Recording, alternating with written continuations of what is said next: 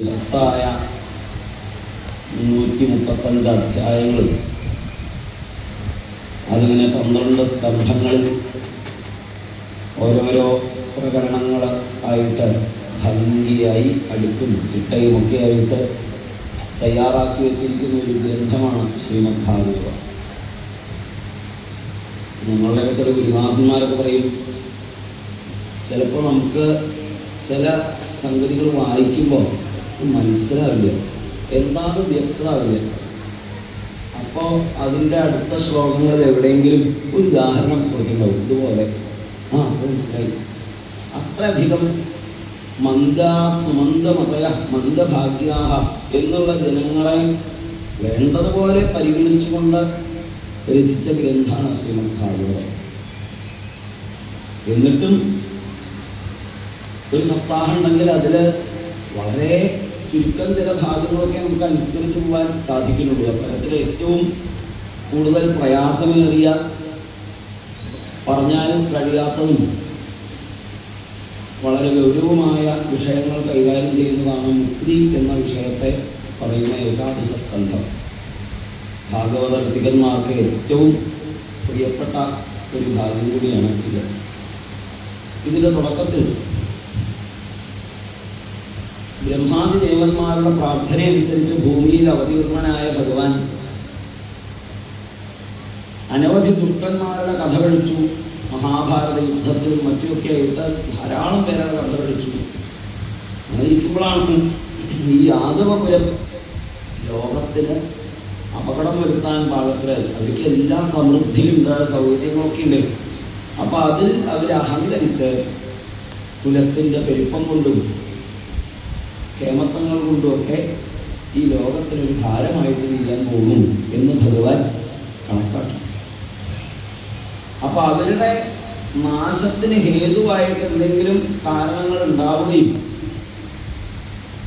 അത് ഭഗവാൻ പരിഹരിച്ചാൽ പിന്നെ അവരിതുപോലെ തുടരുകയും ഒക്കെ ചെയ്യും. അപ്പോൾ ഭഗവാൻ എന്ത് നിശ്ചയിച്ചു, ഇനി അങ്ങനെ എന്തെങ്കിലും ഉണ്ടാവുകയാണെങ്കിൽ അത് ഞാൻ പരിഹരിക്കുന്നില്ല. അവരുടെ ഉള്ളിൽ തന്നെ ഉണ്ടാകുന്ന അന്തഃകലി, അവരുടെ ഇടയിലുണ്ടായി തീരുന്ന കലാപങ്ങൾ, അത് നിമിത്തമായിട്ട് അവരുടെ കുലം നശിക്കാൻ ഇടം നോക്കാം. അതിൽ താൻ ഇടപെടില്ല എന്ന് ഭഗവാൻ നിശ്ചയിച്ചു. അങ്ങനെ ഇരിക്കുന്ന സമയത്താണ് ഭഗവാനെ കാണാനായിട്ട് വന്ന കുറേ സജ്ജനങ്ങളുടെ മുമ്പിൽ ഭഗവാന്റെ പുത്രനായ സാമ്പനെ വേഷം കെട്ടിച്ച് മറ്റ് യാദവ കുട്ടികൾ ത്രികാലജ്ഞാനികളായ ഇവരോട് ഇവരെന്ത് പ്രസവിക്കും എന്ന് ചോദിച്ചത്. അവരുടനെ തന്നെ നിങ്ങളുടെ കുലം മുടിപ്പിക്കുന്ന ഒരു ഒലയ്ക്ക പ്രസവിക്കും എന്ന് പറഞ്ഞു.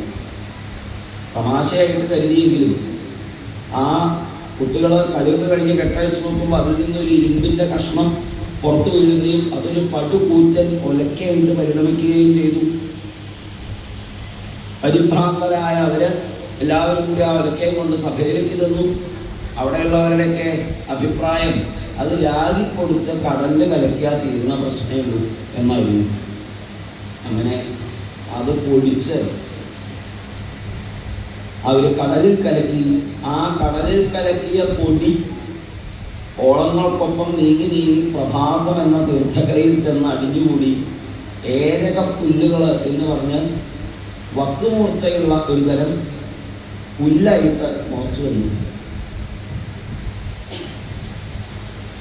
ശേഷിച്ചിട്ടുള്ള കഷ്ണം, കൂർത്ത കഷ്ണം വെള്ളത്തിൽ കിട്ടും.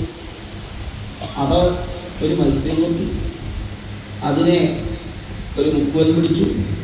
ആ മുക്കുവൻ ഈ മത്സ്യത്തിൻ്റെ കയ്യിൽ നിന്ന് കിട്ടിയ ആ മത്സ്യത്തിൻ്റെ ഉള്ളിൽ നിന്ന് കിട്ടിയ ഈ കഷ്ണം ആ മുക്കുവൻ്റെ കൂട്ടുകാരനായ ജല എന്നുള്ള വേടന് അമ്പിൻ്റെ അറ്റത്ത് വയ്ക്കാനുള്ള ശല്യം ആ കൂർത്ത സാധനമാക്കാനായിട്ട് കൊടുത്തു.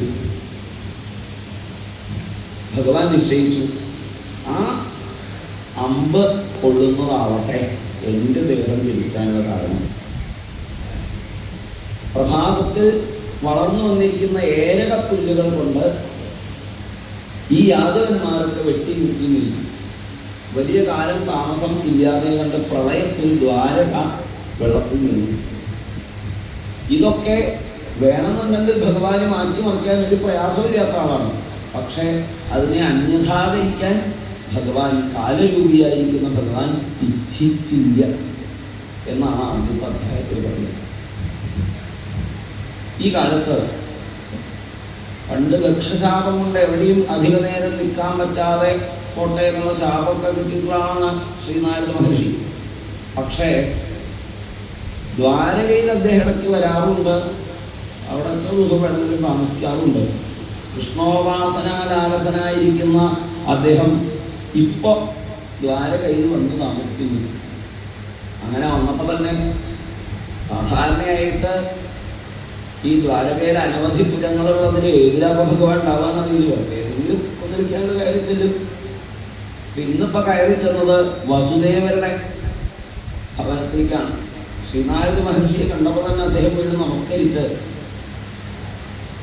ആ ആത്മാരാമനായിരിക്കുന്ന മഹാമുനിയോട് ചോദിക്കുകയാണ്,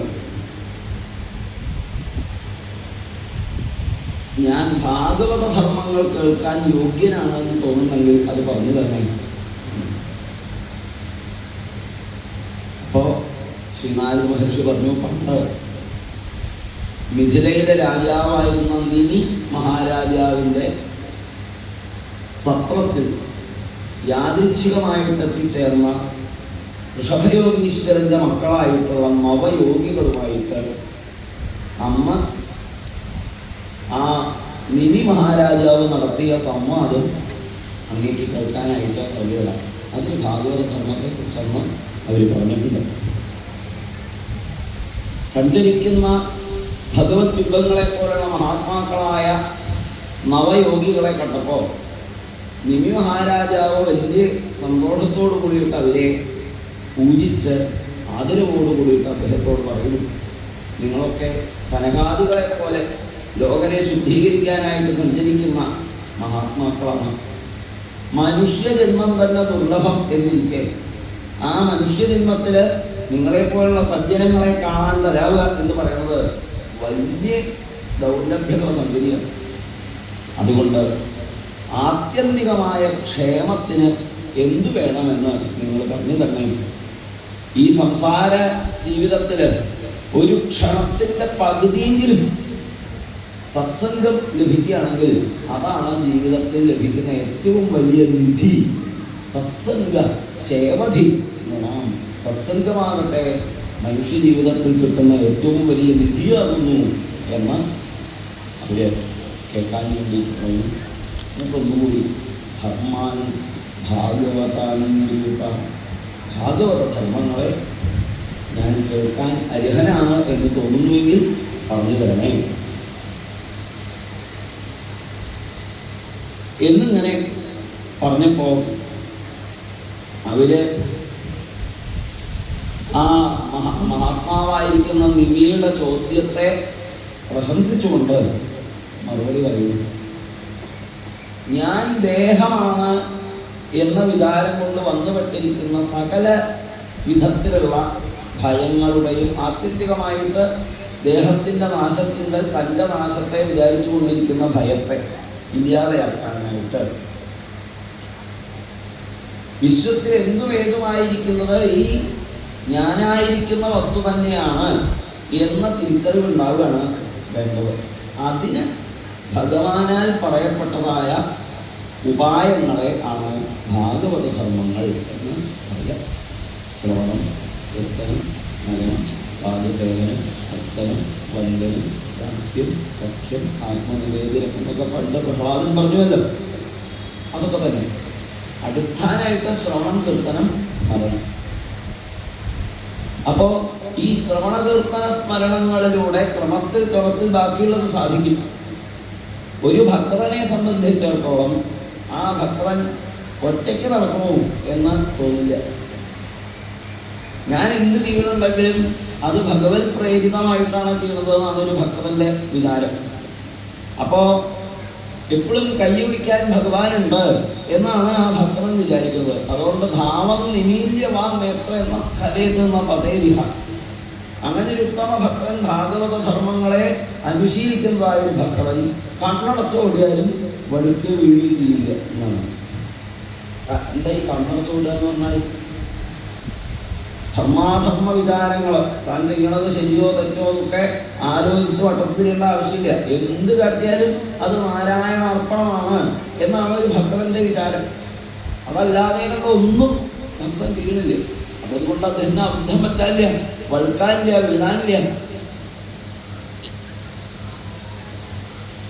അപ്പൊ ഭാഗവത ധർമ്മങ്ങൾ പ്രാവർത്തികാക്കി എങ്ങനെയാ? കായേന വാചാ മനസാ ഇന്ദ്രിയൈർവാ ബുദ്ധ്യാത്മനാവാ അനുസൃത സ്വഭാവാത് കരോതി യദ്യത് സകലം പരസ്മൈ നാരായണായേക്ക് സമർപ്പയത്തത് എന്ന ഭാവത്തോട് കൂടിയിട്ട് ജീവിക്കുക.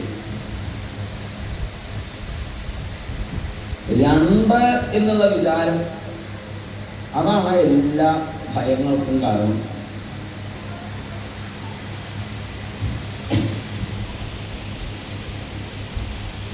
രണ്ടില്ല. ഈശ്വരൻ ഒരാളേ ഉള്ളൂ. മായ കൊണ്ടാണ് അവിടെ പലതുണ്ട് എന്ന് തോന്നുന്നത്. ഏറ്റവും പ്രിയപ്പെട്ട ഗുരുവായിട്ട് വന്ന് എന്നെ അജ്ഞാനത്തിൽ നിന്ന് നീക്കാൻ, അനുഗ്രഹിക്കാൻ തയ്യാറായിട്ട് ഭഗവാൻ തന്നെ ഇരിക്കുമ്പോൾ ഞാൻ ഭയപ്പെടേണ്ടതില്ല എന്നൊരു ഉറപ്പ് ഭക്തന് വരേണ്ടതുണ്ട്.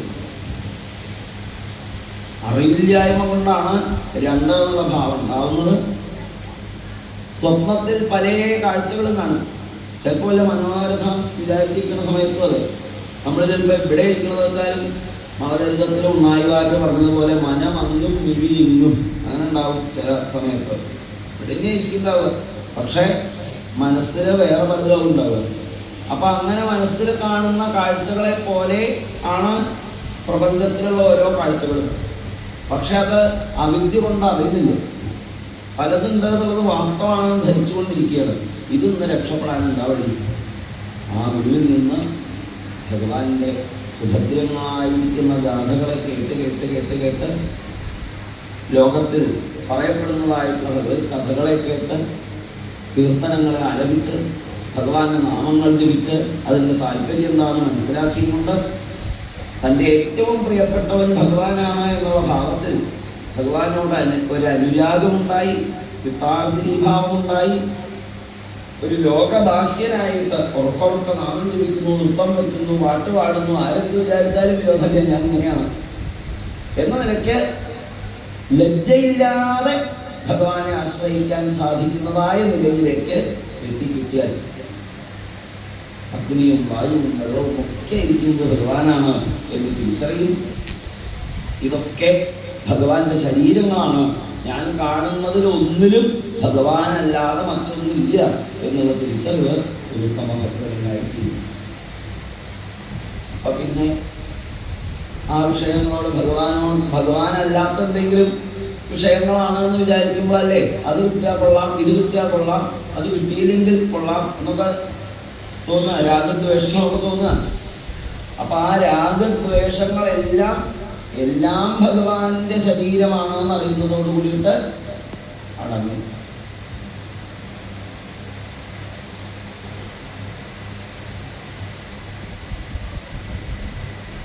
ഇങ്ങനെ ഭക്തവിജ്ഞാന വൈരാഗ്യങ്ങൾ ഉണ്ടായി പരമമായ ശാന്തിയെ ഒരു ഭക്തൻ പ്രാപിച്ചു. അപ്പോൾ അടുത്ത ചോദ്യം, എങ്ങനെയാണ് ഒരു ഉത്തമ ഭക്തൻ ഈ പ്രപഞ്ചത്തിലൊക്കെ നടക്കുന്നത്? എങ്ങനെയാണ് അപ്പോൾ അദ്ദേഹത്തെ മനസ്സിലാക്കുക? എന്താ അദ്ദേഹത്തിൻ്റെ പ്രത്യേകത എന്നൊക്കെ ചോദിക്കുക. പറഞ്ഞു, ഭക്തരെ തന്നെ പലതായിട്ട് വിഭജിച്ചിട്ടുണ്ട്. അതിൽ പ്രാകൃത ഭക്തന്മാർ എന്ന് പറഞ്ഞൊരു കൂട്ടർ, അവർ ബിംബത്തിൽ മാത്രം ഭഗവാനെ കാണുന്നവരാണ്. ഭക്തജനങ്ങളിലോ ജീവജാലങ്ങളിലോ ഒന്നിലും അവർക്ക് ഭഗവാനെ കാണാൻ സാധിക്കില്ല. ആകെ ബിംബത്തിൽ മാത്രമേ ഭഗവാനെ കാണാൻ പറ്റുള്ളൂ. അപ്പം അങ്ങനെയുള്ള ഭക്തരെയാണ് പ്രാകൃതന്മാർ എന്ന് പറയുന്നത്. ഇനി രണ്ടാമത്തെ നിലയിലേക്ക് ഉയർന്നിട്ടുള്ളവര് ഈശ്വരനോട് പ്രേമമുള്ളവരും ഈശ്വരാധീനരായ സജ്ജനങ്ങളോട് സൗഹൃദമുള്ളവരും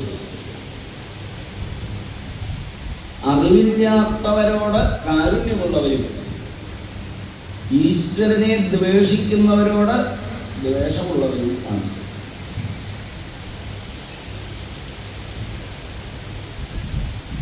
അപ്പൊ അങ്ങനത്തെ കുട്ടിയെ ധാരാളം കണ്ടിട്ടുണ്ടാവും.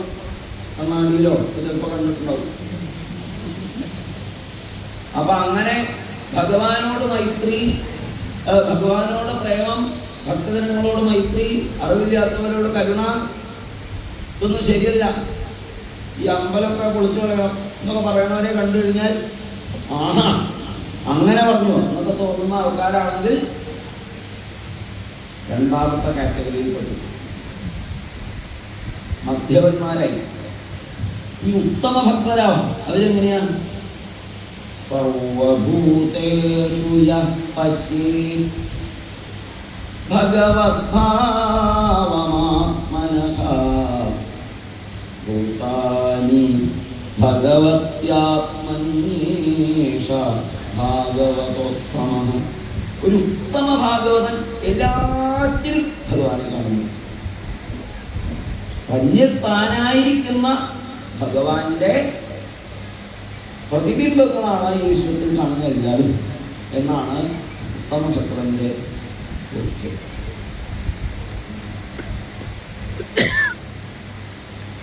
അപ്പൊ എല്ലാം ഈശ്വരനാണെന്ന് വിചാരിക്കുന്ന അദ്ദേഹം ഇങ്ങനെ നട്ടടെ മേപ്പെട്ടൊക്കെ ഇരിക്കുക, അങ്ങനെയാണോ?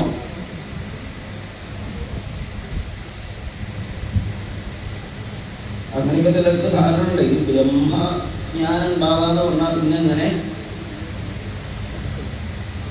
ഒരു വടിയൊക്കെ കൊടുത്താൽ മൂലത്തിനാടി ഇരുത്താം, അങ്ങനെയാണ് ചിലരുടെ ധാരണ. അങ്ങനെയല്ല. ഗൃഹീത്വാദി ഇന്ദ്രിയൈഹി അർത്ഥാൻ യഹ ന ദ്വേഷ്ടി ന ഹൃഷ്യതി. ഇന്ദ്രിയങ്ങളെ കൊണ്ട് വിഷയങ്ങളെയൊക്കെ അവര് ആസ്വദിക്കുന്നുണ്ടെങ്കിലും ഇത് കൊള്ളാം, ഇത് കൊള്ളത്തില്ല എന്നൊന്നും ഉത്തമ ഭക്തന് വിചാരമില്ല. ഭഗവാന്റെ മായ അല്ലേ? ആ മർമ്മതാടനപരങ്ങളായിരിക്കുന്ന വാക്കുകൾ ധൃതരാഷ്ട്രയുടെ മുമ്പിൽ വെച്ച് ക്ഷണിച്ചു കൂട്ടിക്കൊണ്ടുപോയിട്ടും വിതുരരോട് ദുര്യോധനൻ പറഞ്ഞപ്പോ വിതുരർ അത് കേട്ടിട്ട് എന്തേ ചെയ്ത് എന്നാണ് ചിരിച്ചു. ഭഗവാന്റെ ഒരു മായയുടെ വൈഭവം എന്ന് വിചാരിച്ചിട്ടുണ്ടെന്ന് ഇറങ്ങിപ്പോന്നില്ലേ? അപ്പൊ അവർക്ക് യോ ന ദ്വേഷ്ടി ന ഹൃഷ്യതി. ഉത്തമ ഭക്തജനങ്ങളെ ദ്വേഷിക്കുകയോ ഹരിഷിക്കുകയോ ചെയ്യുന്നില്ല. അവർക്ക് ഇതൊക്കെ ഈശ്വരന്റെ മായയാണ്.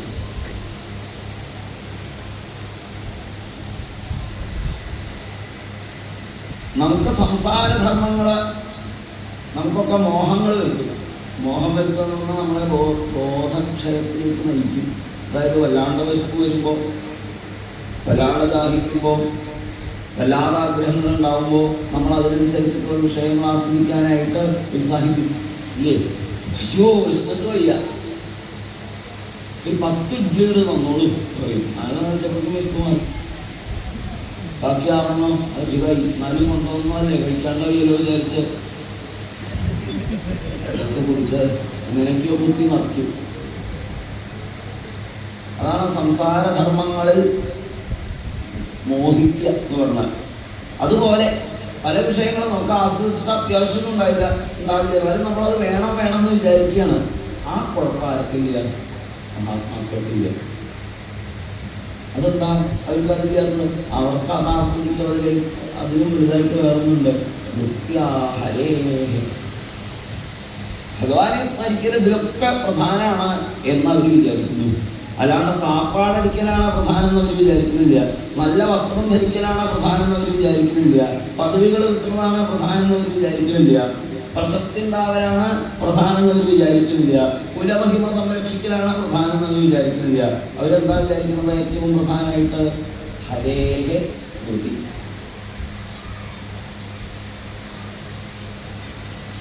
അവരുടെ ഉള്ളില് എന്തെങ്കിലും ഒരു ആഗ്രഹം ഉണ്ടാവുകയോ ആ ആഗ്രഹം സാധിക്കാൻ വേണ്ടിയിട്ട് ഒരു കർമ്മം ചെയ്യണം എന്നുള്ള ഉത്സാഹം ഉണ്ടാവുകയോ ചെയ്യുന്നില്ല. അവർക്ക് ജന്മത്തിലോ കർമ്മത്തിലോ വർണ്ണത്തിലോ ആശ്രമത്തിലോ ജാതിയിലോ അഹംഭാവമില്ല.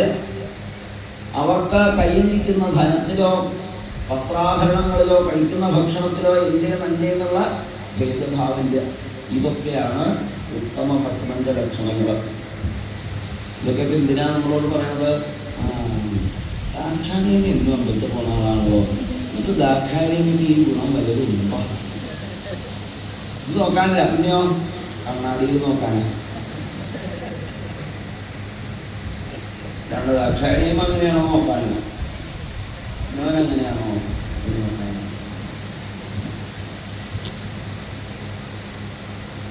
ത്രിഭുവനങ്ങളിൽ നിന്നും മോഹിപ്പിക്കുന്ന വിഷയ വിഭവങ്ങൾ നാല് പുറത്തുനിന്നും കണ്ണേ കണ്ണേ ഇങ്ങോട്ട് വാ, കാതേ കാതേ ഇങ്ങോട്ട് വാ, നാവേ നാവേ ഇങ്ങിടുക എന്ന് പറഞ്ഞ് ക്ഷണിക്കുമ്പോഴും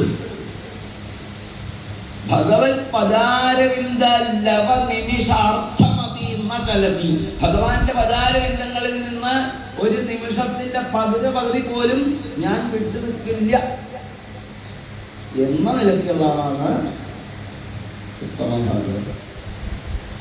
ഹൃദയമാകുന്ന ഒരടുമ്പില് ഭക്തിയാകുന്ന കയറുകൊണ്ട് ഭഗവാനെ പിടിച്ച് ബന്ധിച്ചു വച്ചിരിക്കുന്ന ആളാണ് ഉത്തമ ഭക്തൻ എന്ന് പറഞ്ഞു.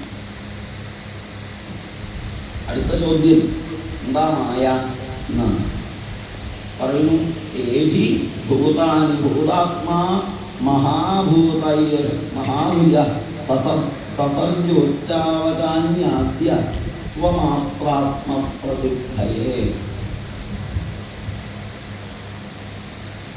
യാതൊരു തൻ്റെ തന്നെ ശക്തിയെ കൊണ്ട് ഭഗവാൻ മഹാഭൂതങ്ങളെ നിർമ്മിക്കുകയും 24 തത്വങ്ങളായിട്ട് പ്രകടീഭവിച്ച് പലതുണ്ട് എന്ന് തോന്നിപ്പിക്കുകയും ചെയ്തുകൊണ്ടിരിക്കുന്നുവോ ആ ഭഗവത്പരമായിരിക്കുന്ന ശക്തിയാണ് മായ എന്ന് പറയുന്നത്. പഞ്ചധാതുക്കളെ കൊണ്ട് ഈ സൃഷ്ടിക്കപ്പെട്ടതായിട്ടുള്ള വിഷയങ്ങളിൽ ഞാൻ എന്ന് ഏകഥ, ഇന്ദ്രിയങ്ങളെന്ന് ദശധ 10 ഒക്കെ ഭഗവാൻ തന്നെ 10 ഇന്ദ്രിയങ്ങളായിട്ടിരിക്കുന്നു. എന്നിട്ട് അതുകൊണ്ടൊക്കെ വിഷയങ്ങളെ ഭഗവാൻ തന്നെ ആസ്വദിക്കുന്നു. വിഷയങ്ങളായിരിക്കണം എന്താ? ഭഗവാൻ വിഷയങ്ങളെ ആസ്വദിക്കുന്നതാരാ?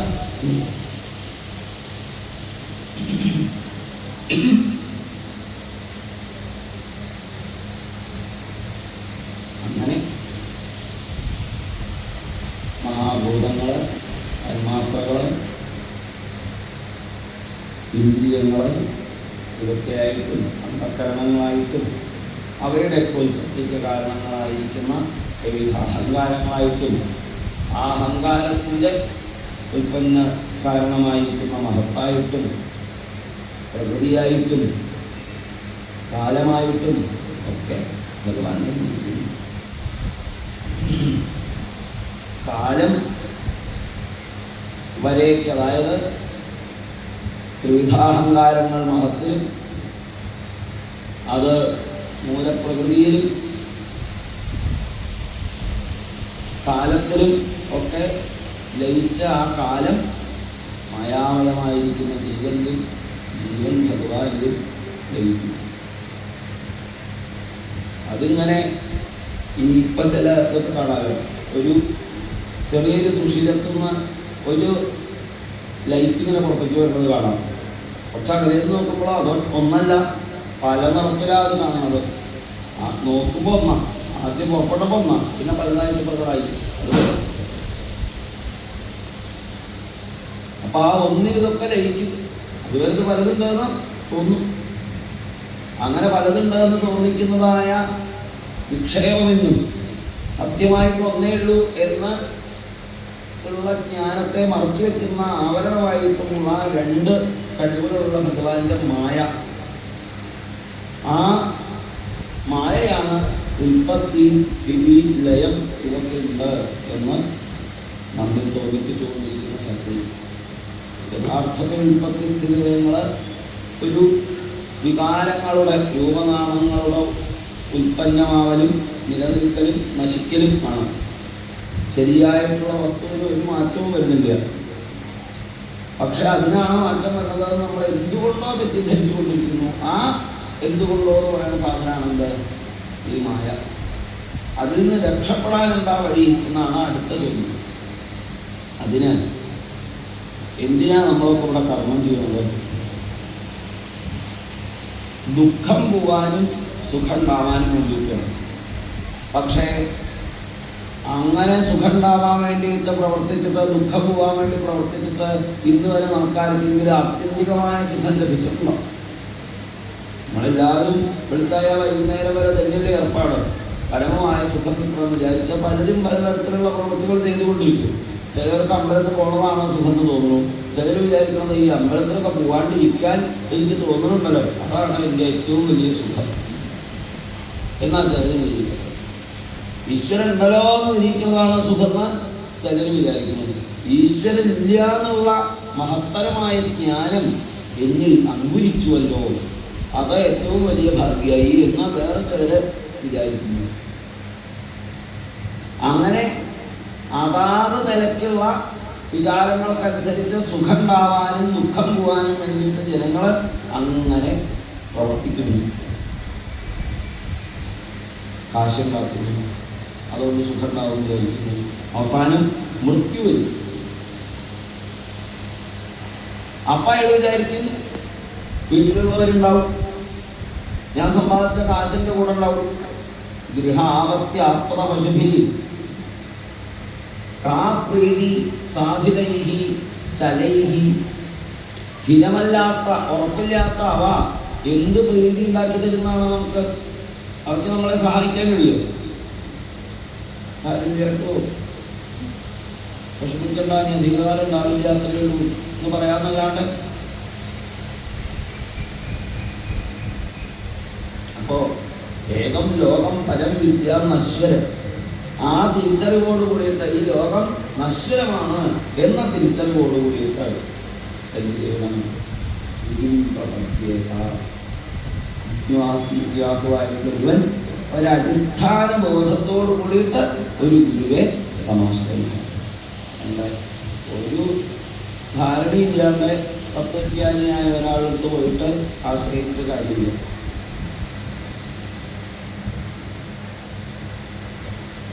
ശാബ്ദേ പരേത നിഷ്ണാതം ഗുരു പ്രപദ്യേത. വേദത്തിലും പരബ്രഹ്മതത്വത്തിലും നിഷ്ണാതനായിരിക്കുന്ന ഒരു ഗുരുവെ ആശ്രയിക്കണം. ആ ഗുരുവെ ആത്മസ്വരൂപമായിട്ടും ഈശ്വരനായിട്ടും കണ്ടുകൊണ്ട് അമായയാ അനുവർത്തിക്കണം. അപ്പോൾ മാത്രമേ ആത്മസ്വരൂപനായ ഹരി പ്രസന്നനാകൂ. മനസ്സിൻ്റെ സംഘങ്ങളെല്ലാം പിൻവലിക്കുക. ദയയും മൈത്രിയും ആശ്രയഭാവവും ഒക്കെ, ദയയും മൈത്രിയൊക്കെ ഉള്ളിലുണ്ടാവുക. ശൗചം, തിതിക്ഷ, തപസ്, മൗനം, സ്വാധ്യായം, ബ്രഹ്മചര്യം, അഹിംസ, അസ്തേയം, ഇങ്ങനെയൊക്കെയുള്ള നല്ല നല്ല ഗുണങ്ങൾ ഉള്ളിൽ പ്രകടിപ്പിക്കുക. ഒന്ന് കേവലം മറ്റത് മോശം എന്ന് പറയുന്ന ദ്വന്ദ്വ സംജ്ഞകളിലെല്ലാം സമത്വം ഭാവിക്കാനായിട്ട് ശ്രമിക്കുക. എല്ലാ ജീവജാലങ്ങളിലും ആത്മസ്വരൂപമാണോ ഉള്ളത് എന്നറിയാനായിട്ട് യത്നിക്കുക. യാദൃച്ഛികമായിട്ട് വന്നു ചേരുന്നവരെ കൊണ്ട് സന്തോഷിക്കുക. ഭാഗവത ശാസ്ത്രത്തിൽ ശ്രദ്ധയുണ്ടാവുക. മറ്റുള്ളത് ഇതിനേക്കാൾ മോശമാണെന്ന് ഒരിക്കലും പറയാതിരിക്കുക. അങ്ങനെയൊരു അപകടമുണ്ട്, അത് വളരെ ശ്രദ്ധിക്കാം. അത് പലതരത്തിലുണ്ട്. ഇന്നത്തെ കാലത്ത് നല്ലോണം ശ്രദ്ധിക്കേണ്ട ഒരു വിഷയമായിട്ട് വളർന്നു വരുന്നുമുണ്ട്. ചില ആളുകൾ അവരുടെ മതം ശരിയാണെന്ന് പറഞ്ഞിട്ട് വിരോധമില്ല, വേറെ ആളും ശരിയല്ല എന്ന് പറയരുത്. വേദാന്തികളൊക്കെ ഭക്തി മോശമാണെന്ന് പറയുന്നു, ഭക്തജനങ്ങളൊക്കെ വേദാന്തം മോശമാണെന്ന് പറയുന്നു. എന്തെങ്ങനെ ബ്രഹ്മം ബ്രഹ്മം എന്ന് പറഞ്ഞിട്ട് ഇത് രണ്ടും തമ്മിൽ യാതൊരു അന്തരവും ഇല്ല. അത് തിരിച്ചറിവില്ലാതെ അങ്ങനെ വിഷ്ണു കേമാണ്, ശിവൻ മോശമാണ് എന്ന് അങ്ങനെയൊക്കെ അല്ലേ? അങ്ങനെയുള്ള അപകടം അത് ശരിയല്ല. ഭാഗവതം വായിക്കുന്ന ആൾക്കാർക്ക് ഭാഗവതത്തിനോട് ആത്മാർത്ഥമായിട്ട് ഇഷ്ടമുണ്ടാകുമ്പോൾ ബാക്കിയൊന്നും ശരിയില്ല അങ്ങനെ പറയാൻ പാടില്ല, അതിന് ചിന്തിക്കാൻ പാടില്ല. ഇത് ശരിയാണെന്ന് വിചാരിച്ചോളൂ. നമ്മൾക്ക് ഈ വിളിക്കാൻ പോകുന്നത് ഈ പോവുക എന്ന് വിചാരിച്ച് വേറെ വഴിയില്ല, അതൊന്നും ശരിയില്ല, അത് പോയാൽ നിർത്തില്ല, അങ്ങനെ പറയാൻ പാടില്ല. പിന്നെ ശ്രവണകീർത്തനാദികളാകുന്ന ഭാഗവത ധർമ്മങ്ങളെ അനുശീലിക്കുക, സത്കർമ്മങ്ങൾ ധാരാളം ചെയ്യുക. ഇങ്ങനെ എല്ലാ ജീവജാലങ്ങളോടും പ്രത്യേകിച്ച് മനുഷ്യവർഗത്തിനോടും സൗഹൃദം വെച്ച് മഹാത്മാക്കളെ പൂജിക്കുക, നരന്മാരെ ബഹുമാനിക്കുക, സാധുജനങ്ങളെയൊക്കെ സന്തോഷത്തോടു കൂടിയിട്ട് ബഹുമാനിക്കുക. പരസ്പരം കാണുന്ന സമയത്ത് ഇരുവരെയും ശുദ്ധീകരിക്കുന്ന ഭഗവാന്റെ യശസ്സിനെ കുറിച്ച് പറഞ്ഞുകൊണ്ടേയിരിക്കുക, വേറെ വല്ലതും പറയാതെ. ആൾക്കാരെ കണ്ടു കഴിഞ്ഞാൽ ഉണ്ടാത്ത വർത്തമാനം പറയാതിരിക്കുക. എന്നാൽ രണ്ടുപേർക്കും വിഘോരതി വിധസ്തുഷ്ടി നിവൃത്തിയും വിധാത്മനം, രണ്ടുപേർക്കും സന്തോഷമായി, രണ്ടുപേർക്കും തത്വജ്ഞാനത്തിനുള്ള വഴി. ഇങ്ങനെ സ്വയം സ്മരിച്ചും മറ്റുള്ളവരെ കൊണ്ട് ഭഗവാനെ സ്മരിപ്പിച്ചും പാപങ്ങളെ മുഴുവനും തീർക്കുന്നതായിട്ടുള്ള ആത്മസ്വരൂപനായ ശ്രീഹരിയിൽ ഉണ്ടായി ചെയ്യുന്നതായിട്ടുള്ള ഭക്തി കൊണ്ടുണ്ടായിത്തീരുന്ന ഭക്തിയാണ്. എന്താ അങ്ങനെ? ഭക്തി ഒരേ സമയം മാർഗവുമാണ്, പരമമായ ആനന്ദം അനുഭവിക്കുന്ന സ്ഥിതിയെയും ഭാഗവതം ഭക്തി തന്നെ വിളിക്കുന്നത്. അപ്പോൾ ആ നിലയിലേക്ക് എത്തിച്ചേരണം എന്ന് പറഞ്ഞു.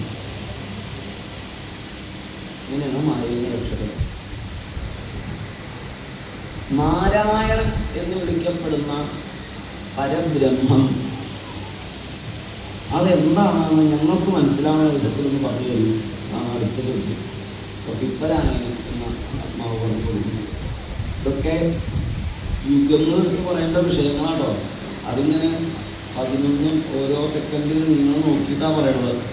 കാരണം ഒരു തവണ കൊണ്ട് തിരിഞ്ഞു വരുമ്പോഴൊക്കെ സമയം ഇങ്ങനെ പോവുക. അപ്പോൾ ഏതുമേക്കിങ്ങനെ പറയുന്നു എന്നർത്ഥം. എല്ലാവരും പറയാൻ പറ്റില്ല. പിന്നെ അങ്ങനെ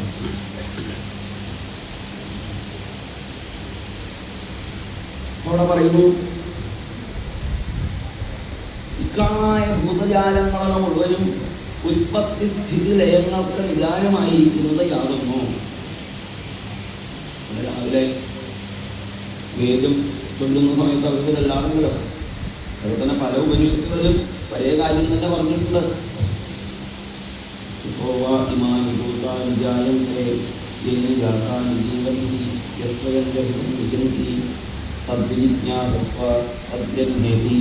എന്നിങ്ങനെയുള്ള തത്വത്തെ പല ഉപനിഷത്തിലും പല പ്രകാരേണ പറഞ്ഞിട്ടുണ്ട്. അന്നമാണ് ബ്രഹ്മം എന്നൊരു വിട്ട് പറയുന്നു, ആനന്ദമാണ് ബ്രഹ്മം എന്ന് വേറൊരു വിട്ട് പറയുന്നു. എന്തായാലും ഇക്കാണായ ഭൂതജാലങ്ങളുടെ മുഴുവനും ഉൽപ്പത്തി സ്ഥിതി ലയങ്ങൾക്ക് നിദാനമായിരിക്കുന്നത് എന്തോ അതിനെ സ്വയം ബോധിക്കുക.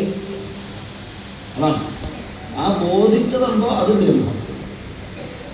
അല്ലെങ്കിൽ എന്തെന്നാണോ ഒക്കെ ഉണ്ടായിരുന്നതെന്ന് നശിക്കുന്നത് അതാണ് ബ്രഹ്മം എന്ന് പറഞ്ഞാൽ അവിടെ ഒരു സംശയത്തിനിടയുണ്ടാകും. ബ്രഹ്മം എന്ന് പറയുന്നത് ഒരു വസ്തുവാണെന്ന് തോന്നലുണ്ടാവും. ഇതൊരു ഗോചരമായൊരു വിഷയമാണോ എന്നൊരു തോന്നലുണ്ടാവും. അതാണ് വിജിജ്ഞാസസ്വ, അതിനെ അന്വേഷിച്ചാൽ ബോധിക്കുക. ആ ബോധിച്ചതെന്തോ തദ് ബ്രഹ്മ, അതിനെ ബ്രഹ്മം എന്ന് വിളിക്കുന്നു.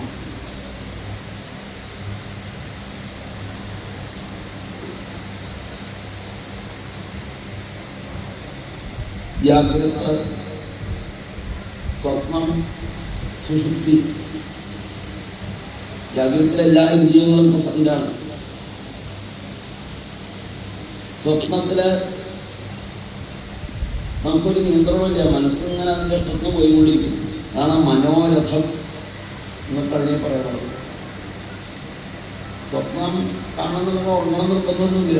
അത്ര ആൾക്കാർ സ്വപ്നം കാണുന്നുണ്ട് ഇല്ലേ? സ്വപ്നം കാണുന്നുണ്ട്. ഇന്നിപ്പോൾ 11:10 കഴിഞ്ഞാൽ ഊണിക്കാൻ യോഗം വീട്ടിൽ പോയി കിടന്നുറങ്ങുക, അങ്ങനെയൊക്കെയുള്ള സ്വപ്നം കിടത്തി കാണില്ലേ? പലതും ഉണ്ട്, പല തരത്തില്. രാവിലത്തെ മേളം മിസ്സായി. അപ്പോൾ വൈകുന്നേരത്തെങ്കിലും രാവിലെ ഇരിക്കും സ്വപ്നം കാണുന്നവരുണ്ട്. ഏതായാലും അപ്പോൾ അവിടെ മനസ്സ് മാത്രമേ, ശരീരം അടക്കലുണ്ട്. അതങ്ങനെയില്ല. മനസ്സൊക്കെ പോവും, കടുപ്പിക്കൊക്കെ പോയി ടൂറൊക്കെ പോയി വരും. സുഷുപ്തിയിലോ മനസ്സും ബുദ്ധിയും ഇന്ദ്രിയങ്ങളും ഒക്കെ പരമസത്യത്തിൽ അടങ്ങും. പക്ഷേ അത് എവിടെ അടങ്ങുന്നുവോ അയാളെ നമുക്ക് പരിചയമില്ല, ആ സ്ഥാനത്തെ നമുക്കിപ്പോഴും അറിയില്ല.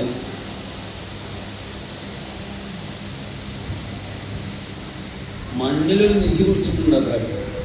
ഒരാൾ ആ നിധി അന്വേഷിച്ച് നടക്കുക, ആ കുറിച്ചിട്ടും ഇതൊക്കെ കൂടെ ഇരുന്നോടുകൂടി നടക്കുന്നത് അയാൾ അറിയില്ല ഇവിടെ ഇരിക്കുന്നുണ്ടെന്ന്. അതുപോലെയാണ് സുഷുപ്തി. നമ്മളെന്നും സുഷുപ്തി വരെ എത്തുന്നുണ്ട്, ഒന്നും അപ്പുറത്തുള്ള സ്ഥിതിയെ നമ്മൾ അറിയുന്നില്ല.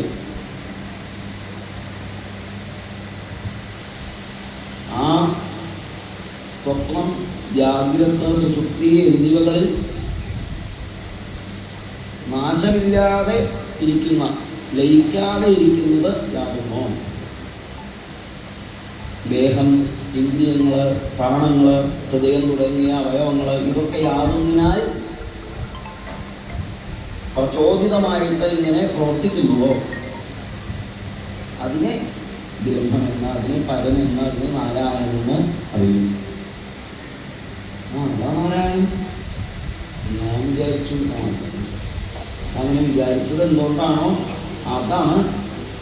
എനിക്കിനി വിചാരിക്കാൻ പറ്റിയില്ലേ? എന്തുകൊണ്ടാണ് എനിക്കിനി വിചാരിക്കാൻ പറ്റിയത്? ആ കഴിവായിട്ട് അതിനെ വിചാരിപ്പിച്ചതാണ് നാരായണൻ. ശരി. അപ്പൊ അങ്ങനെ കുറെ വിചാരിച്ച് നാരായണനെ മനസ്സിലാക്കാൻ പറ്റുമോ? അതില്ല. മനസ്സവിടേക്ക് പ്രവേശിക്കുന്നില്ല. വാക്കോ ഇന്ദ്രിയങ്ങളോ ആ പരമതത്വത്തെ അറിയാൻ കഴിവുള്ളതായിട്ട് വരുന്നില്ല. പ്രാണങ്ങൾക്കോ ഒന്നിനും സാധിക്കില്ല. ഏതുപോലെ യഥാനലം അർച്ചിഷസ്വാമ, അഗ്നി പ്രകാശിക്കുന്നത് സ്ഫുലിംഗങ്ങൾ ഉള്ളതുകൊണ്ടാണോ? നാളങ്ങൾ ഉള്ളതുകൊണ്ടാണോ അഗ്നി നിൽക്കുന്നത്? അല്ല, അഗ്നി നാളങ്ങളായിട്ട് പ്രകടീഭവിക്കുന്നു, അത്രയേ ഉള്ളൂ. നാളങ്ങളല്ല യഥാർത്ഥത്തിൽ അഗ്നി.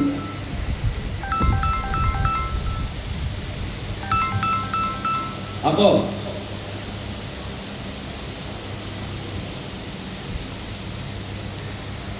ഇന്ദ്രിയങ്ങളിലൂടെ അവയുടെ കഴിവുകളായിട്ട് പ്രകാശിക്കുന്നത് അഗ്നിയുടെ നാളങ്ങളെ പോലെയാണ്. യഥാർത്ഥത്തിലുള്ള അഗ്നി അല്ലാതെ അഗ്നി നിമിത്തമായിട്ടാണ് ആ നാളങ്ങൾ ഉണ്ടാവുന്നത്. അതുപോലെ മനസ്സും വാക്കും അവയവങ്ങളും ഒക്കെ ഇതിനാൽ പ്രകാശിക്കപ്പെടുന്ന സംഗതികളായതുകൊണ്ട് അവർക്കൊന്നും യഥാർത്ഥത്തിലുള്ള സത്യത്തെ മനസ്സിലാക്കാനുള്ള കഴിവില്ല.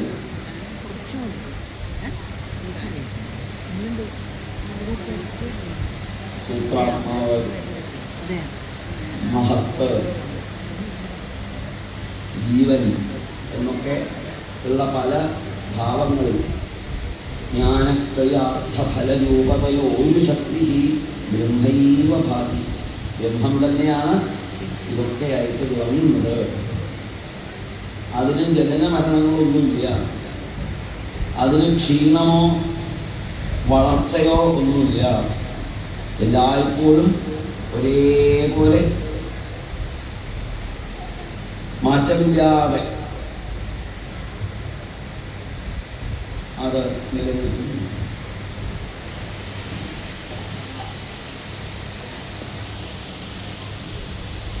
എന്നൊക്കെ പറയണം. ഇനി ഇതെന്താ മനസ്സിലാവാത്തത്? നമുക്ക് എന്താണ് അയാളെ അറിയാൻ നമുക്ക് തടസ്സമായിട്ട് നിൽക്കുന്നത്? എന്താ ആ വസ്തുവിനെ നമുക്ക് എന്തുകൊണ്ട് അറിയാൻ സാധിക്കുന്നില്ല? അത് സൂര്യൻ്റെ വെളിച്ചം മേഘങ്ങളെ കൊണ്ട് മറയ്ക്കപ്പെട്ടിരിക്കുന്നത് പോലെയാണ്. ചേതോ മലങ്ങളുണ്ട്. ചേതസ്സില് വിഷയങ്ങളോടുള്ള ആസക്തി, വിഷയാസ്വാദനം കൊണ്ടുണ്ടായിട്ടുള്ളതായ പല കറകളും ചേതസ്സിലുണ്ട്. അത് പോണം. അതെങ്ങനെ പോകും? എനിക്ക് അബ്ജനാഭചരണൈഷണയോരുഭക്ത്യാ ചേതോ മലാനി വിധമേ ഗുണകർമ്മജാനി തസ്മിൻ വിശുദ്ധ ഉപലഭ്യത ആത്മതത്വം സാക്ഷാത് യഥാമലദൃശോ സവിതൃപ്രകാശഃ എന്ന് പറഞ്ഞിരുന്നത്. അബ്ജനാഭനാകുന്ന ഭഗവാന്റെ ചരണാരവിന്ദങ്ങളിൽ നിറഞ്ഞ ഭക്തി ഉണ്ടാവുമ്പോൾ ചേതോവരങ്ങളൊക്കെ അങ്ങനെ വിഷയാസ്വാദനത്തിനുള്ള ആ തടുത്താൻ നിൽക്കാത്തതായ ഓട്ടമുണ്ടല്ലോ അത്. അപ്പോൾ ഹൃദയം സുതാര്യമാണ്. അപ്പം അത് തന്നെയാണ് കവിവാസുദേവന്റെ ഉപദേശത്തിലൊക്കെ പറഞ്ഞത്. ചേതഖല്വസ്ഥിരന്ധായ മുക്തയേചാത്മനാവം ഗുണേഷു സത്യം ബന്ധായ രതംവാദം സിനുപ്പഴേ എന്നൊക്കെ അവിടെ പറഞ്ഞതൊക്കെ തന്നെയാണ് ഈ കാര്യങ്ങളൊക്കെ. മറ്റു പലതിലും പറഞ്ഞത് തന്നെയാണ്. പിന്നെ എങ്ങനെയാണ് കർമ്മയോഗം എന്ന് ചോദിക്കുന്നു.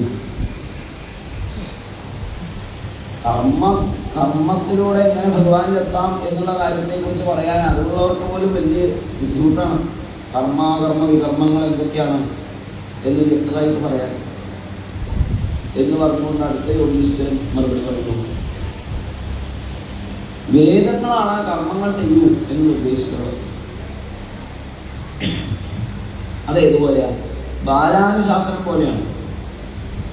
അറിവില്ലാത്ത ആൾക്കാരോട് കർമ്മം ചെയ്യണതിൻ്റെ പരമമായ പ്രയോജനത്തെ പറഞ്ഞാൽ അവർക്കത് ഉൾക്കൊള്ളാൻ സാധിക്കില്ല. അപ്പോൾ എന്തെങ്കിലുമൊക്കെ ഫലങ്ങൾ കാട്ടിയിട്ട് അവരെ എന്താ പറയുന്നത് പ്രലോഭിപ്പിച്ചാൽ അവരത് ചെയ്യും. കുട്ടികൾക്ക് കഷായം കഴിക്കാൻ ഇഷ്ടാവില്ല, പക്ഷെ രോഗം മാറുന്നത് എന്ത് വേണം? കഷായം കഴിച്ചേ പറ്റൂ. അപ്പം അമ്മ എന്ത് ചെയ്യും? ഒരു കൽക്കണ്ടം കഴിക്കും. അപ്പം കുട്ടി കഷായം കഴിക്കണത് എന്തിനാ? കൽക്കണ്ടം കിട്ടണം. അമ്മ കഷായം കൊടുക്കണത് എന്തിനാ? രോഗം മാറാനാണ്. രോഗം മാറുന്നവരേ ഉള്ളൂ കഷായം. കഷായം കഴിക്കുന്നവരേ ഉള്ളൂ കൽക്കണ്ടം. അപ്പം ഇതുപോലെയാണ് വേദങ്ങൾ നമ്മളെ കൊണ്ട് സൽക്കർമ്മങ്ങൾ ചെയ്യിച്ചു നമ്മളെ മനസ്സ് ശുദ്ധിയാവുന്നതാണ് വേദത്തിന്റെ ഉദ്ദേശം. പക്ഷെ അങ്ങനെ പറഞ്ഞാൽ നമ്മൾ ചെയ്യില്ലല്ലോ. അപ്പൊ പറയും